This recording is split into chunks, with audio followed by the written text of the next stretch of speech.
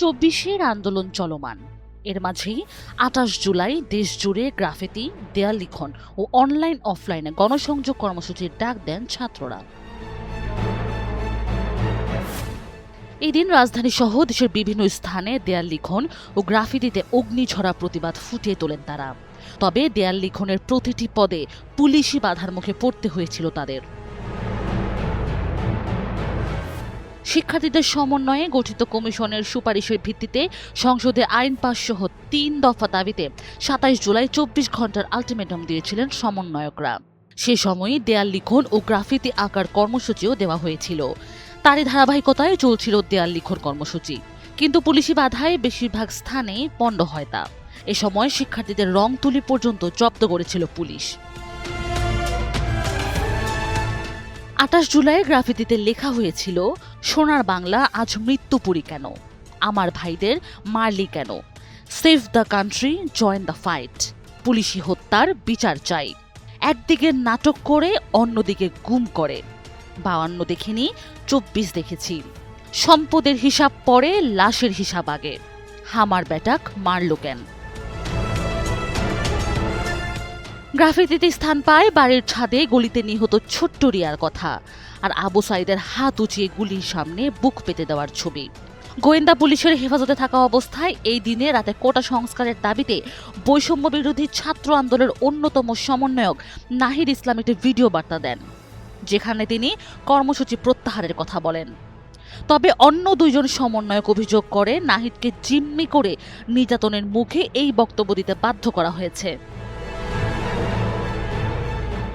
পরে বৈষম্য বিরোধী ছাত্র আন্দোলনের সমন্বয়ক আব্দুল কাদেরের গণমাধ্যমে পাঠানো বার্তায় সারা দেশে পরদিন ২৯ জুলাই ছাত্র জনতার বিক্ষোভ কর্মসূচি ও প্রতিবাদ সমাবেশ ঘোষণা করা হয়।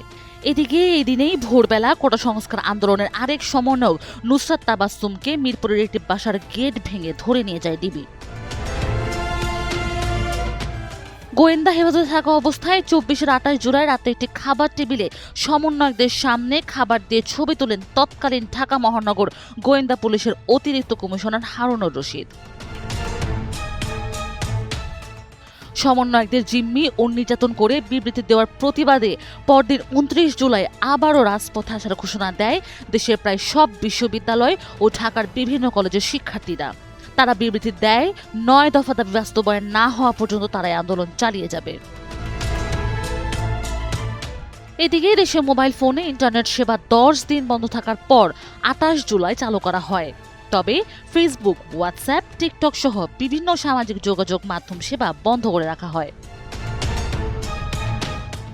এই দিন বিকাল ৪টা থেকে বৈষম্য বিরোধী ছাত্র আন্দোলনের সমন্বয়কদের তুলে নেওয়ার প্রতিবাদে জাহাঙ্গীরনগর বিশ্ববিদ্যালয়ের শিক্ষক ও শিক্ষার্থীরা সমাবেশ বিক্ষোভ করে। এদিকে সহিংসতায় আহত পুলিশ সদস্যদের দেখতে রাজারবাগ কেন্দ্রীয় পুলিশ হাসপাতাল এবং বঙ্গবন্ধু শেখ মুজিব মেডিকেল বিশ্ববিদ্যালয় পরিদর্শন করেছিলেন তৎকালীন প্রধানমন্ত্রী শেখ হাসিনা।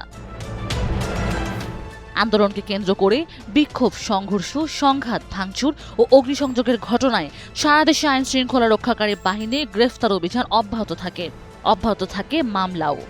সব মিলিয়ে রোববার পর্যন্ত রাজধানী ঢাকা সহ সারা দেশে বিভিন্ন ঘটনায় আরও ২২টি মামলা হয়।